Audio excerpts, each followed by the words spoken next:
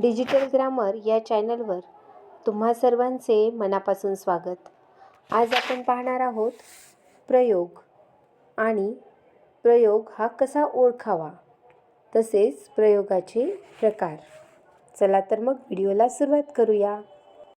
वाक्यात कर्त्याच्या किंवा कर्माच्या लिंग वचन पुरुषाप्रमाणे क्रियापदाच्या रूपाची जी ठेवण, रचना किंवा योजना असते तिला व्याकरणमध्ये प्रयोग असे म्हणतात.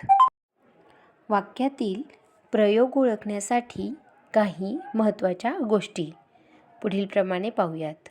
त्यातली नंबर 1 आहे वाक्यातील कर्ता, कर्म व क्रियापद ओळखावे.